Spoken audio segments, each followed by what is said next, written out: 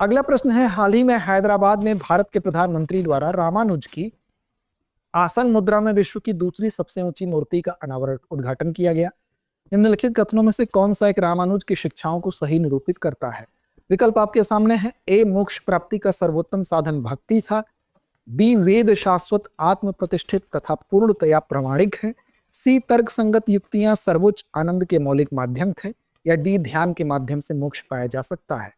देखिए यहां पर अगर आपको कॉन्सेप्ट क्लियर है तो इसका सही जवाब आप दे लेंगे, क्योंकि बात की जा रही है, किसकी बात की जा रही है? रामानुज जी की। और रामानुज जी भक्ति आंदोलन के समय के थे। तो मोक्ष प्राप्ति का सर्वोत्तम साधन भक्ति को इन्होंने बताया था। और इनका सिद्धांत क्या था रामानुज जी का?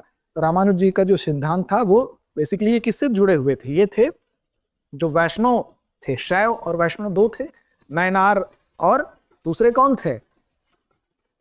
देखिए दो चीजें आप ध्यान रखिएगा यहां पर, चूंकि रामानुज जी की बात की जाएगी तो दो प्रकार के संत हुए। एक हुए अलवार संत और दूसरे हुए नयनार संत।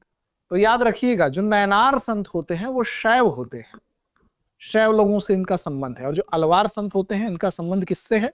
इनका संबंध है वैष्णव मत से। तो ये बेसिकली किससे संबंधित है? ये वैष्णव मत से संबंधित है। तो अलवार संतों में ये काफी प्रभावशाली संत के रूप में माने जाते हैं रामानुज जी। अब इनके अनुसार मोक्ष प्राप्त करने का उपाय विष्णु के प्रति अनन्य भक्ति भाव रखना है। इनका ये कहना है कि अगर विष्णु जी के प्रति आप अनन्य भक्ति रखते हैं तो मोक्ष की तरफ आप चले जाएंगे। साथ ही साथ इनका जो सिद्धांत था वो क्या था? तो विशिष्टाद्वैत सिद्धांत था। अद्वैतवाद किसका था? अद्वैतवाद शंकराचार्य जी का था। इसी प्रकार अगर बात करें द्वैताद्वैतवाद किसका था? द्वैताद्वैतवाद निम्बार्क का था। इसी प्रकार अगर बात करें द्वैतवाद किसका था, वो आप कमेंट बॉक्स में कमेंट करके बताएं। इस तरह से अलग अलग जो सिद्धांत थे वो सिद्धांत प्रतिपादित किए गए। अब इसमें कहा गया कि जो आत्मा है वो परमात्मा से जुड़ने के बाद भी अपनी अलग सत्ता बनाए रखती है। तो रामानुज का ये विशिष्टाद्वैत सिद्धांत है।